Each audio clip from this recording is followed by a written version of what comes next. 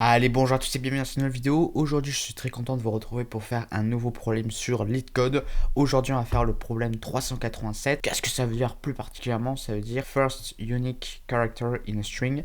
Donc, on va devoir trouver en fait le premier caractère, la première lettre en fait qui ne se répète pas. Et on va renvoyer en fait l'index de cette lettre. Et si cette lettre n'existe pas, ça veut dire qu'on n'a toutes nos lettres en fait se répètent 2 fois minimum, voire plus. Et bah alors on retourne -1. On a quelques exemples, c'est pas mal, on en a 3, pour une fois on en a un petit peu plus. Il n'y a pas d'explication mais je pense que c'est assez intuitif. Donc le premier c'est avec la chaîne de caractères LeetCode et on renvoie 0 à la sortie de simplement parce qu'en fait la première lettre qui ne se répète pas c'est le L comme vous pouvez voir et il est à l'index 0. Ensuite le deuxième exemple c'est Love LeetCode et donc là cette fois-ci on renvoie 2 parce que le premier caractère qui ne se répète pas c'est pas le L cette fois-ci parce que Love et LeetCode il y a un L dans chaque mot et donc du coup c'est l'index 2 parce que 0, 1, 2 et V vous pouvez voir que c'est un caractère qui se répète pas et c'est d'ailleurs je crois le seul avec le T et le C. Le O se répète, le E se répète un certain nombre de fois et le L se répète 2 fois. Et ensuite on a un exemple du coup de quand ça marche pas, et ben là on a pris A, A, B, B, donc on peut voir qu'en fait on a 2 lettres distinctes A et B et elles se répètent chacune 2 fois, donc du coup c'est pas bon, donc on renvoie -1. Alors comment on va faire? Donc en fait ce qu'on va faire c'est qu'on va utiliser du coup une hashmap, voilà une hashmap c'est tout simplement une structure de données où on va associer à une clé une valeur en fait. Alors ça se présente pas forcément de manière aussi explicite que ça des fois. Par exemple en C, on peut construire une structure de données comme ça, mais on peut passer différemment et ça reste en fait un peu le même principe même si c'est pas aussi explicite. Et ce qu'on va faire en fait c'est que on va stocker du coup la fréquence en fait de chaque lettre. Et ensuite ce qu'on va faire c'est qu'on va regarder du coup s'il existe une lettre qui n'a pas une fréquence supérieure à 1 et on va regarder en plus si c'est la toute première. Donc voici comment on va faire. Donc ici on sera en C. Alors ce truc il est pas super important, je me rends compte. Donc au final, on va pas trop s'en occuper. Voici ce qu'on va faire. On va créer un tableau du coup qui va contenir 26 valeurs. Elles seront toutes initialisées à 0. Ce petit singleton avec un 0, c'est pour dire que toutes nos valeurs seront initialisées à 0. Pourquoi 26? Simplement parce qu'on a 26 lettres dans l'alphabet. Alors ouais, aussi j'ai oublié de le lire. Le S consiste uniquement à avoir des lettres en minuscules. On va avoir du coup une liste qui va contenir 26 valeurs. Et ces 26 valeurs, en fait, chaque valeur va représenter une lettre. La valeur à l'index 0 va représenter la valeur A, par exemple, la valeur à l'index 1 la valeur B, etc. jusqu'à la valeur à l'index 25 qui va représenter la lettre Z. Ensuite, ce qu'on va faire, c'est qu'on va itérer une première fois à travers notre liste. Là, on a affaire à un pointeur. Ce qu'on va faire, c'est qu'on va indiquer quand est-ce qu'on doit s'arrêter. Et pour cela, on continue en fait tant que le caractère qu'on a n'est pas égal à /0. Alors, qu'est-ce que ça veut dire? Je l'ai marqué ici, bon en anglais, mais c'est pas grave. Quand on a ce caractère, en fait, on arrive à la fin d'une chaîne de caractères. On le voit pas forcément, mais en fait, c'est, on va dire, à l'intérieur du code, il y a ça, en fait, pour dire que c'est la fin d'une chaîne de caractères. On ne faut pas trop s'occuper de ça, il faut juste vous dire qu'en fait, ça, c'est juste pour dire que tant qu'on n'arrive pas à la fin du caractère de terminaison, on continue à itérer. Et ensuite, alors, on va faire un truc un peu bizarre, là, on va faire S de I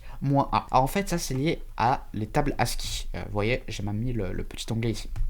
En fait, ce que ça veut dire, c'est que là, on va récupérer un char, ok, et on va soustraire A. Et en fait, qu'est-ce que ça va faire? En fait, ça va faire automatiquement en C le calcul à l'aide des tables ASCII avec les entiers qui sont associés. Donc, si vous ne savez pas ce que c'est les tables ASCII, en fait, c'est des tables où on associe tout simplement des nombres à un caractère. Voilà, c'est un truc qui est très utilisé en informatique, qui était très utilisé, peut-être un peu moins maintenant. Donc, du coup, ce qu'on va faire, c'est que nous, on va du coup se prendre ça va prendre automatiquement quand on va faire la soustraction ici, et parce qu'aussi on est dans une hache en fait qui contient que des entiers. Quand on l'a déclaré, on a dit que c'était des entiers.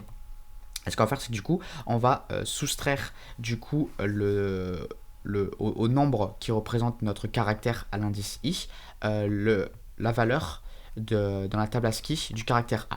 Donc la valeur du caractère A dans la table ASCII, sa décimale, son entier, c'est 97. Et donc du coup, en fait, peu importe le nombre qu'on va prendre, donc ça va être des valeurs pour As de I, ces valeurs de la table ASCII, ce sera entre 97 et 122. Et vous vous rendez compte qu'en fait que si on fait 97 moins 97 ça fait 0. Et si on fait 97 moins 122, bah du coup ça va nous donner 25.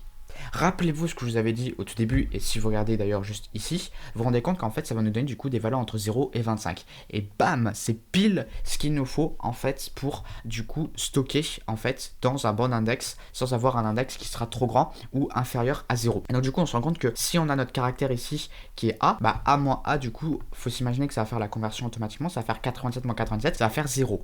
Et 0 du coup, bah, comme je l'ai dit, c'est l'index c'est la valeur en fait, ou à l'index 0 qui va représenter du coup la lettre A. Voilà, tout simplement. Donc du coup, ce qu'on va faire, c'est que ça va faire automatiquement le calcul, ça va nous trouver l'index en fait qui va représenter la lettre qui est à notre index I dans S, et on va incrémenter la valeur de 1.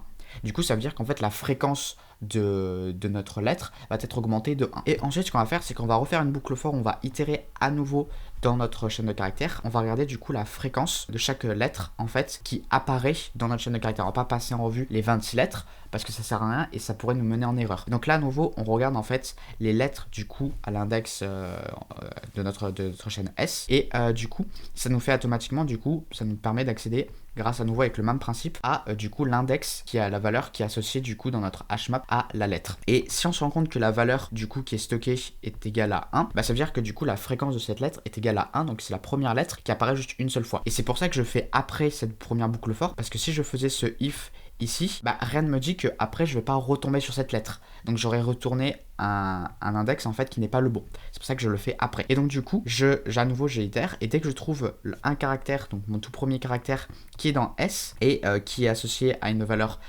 qui est égale à 1, donc sa fréquence est de 1, bah du coup je retourne le i, donc qui correspond en fait à l'index dans ma chaîne de caractères, et ça correspond bien du coup à ce qui est demandé. Et si je ne trouve rien, bah je retourne -1, ça veut dire que après avoir calculé toutes les fréquences en fait de mes caractères et après avoir regardé tous les caractères et leurs fréquences, et bah j'ai j'ai pas trouvé un caractère qui n'apparaissait qu'une fois, c'est-à-dire qu'ils apparaissent tous au minimum 2 fois, et donc du coup bah, je renvoie -1. Et voilà du coup comment on résout ce petit problème. Si vous avez des questions supplémentaires, n'hésitez pas à me les dire dans les commentaires, et moi sur ce je vous dis portez-vous bien et à une prochaine, salut.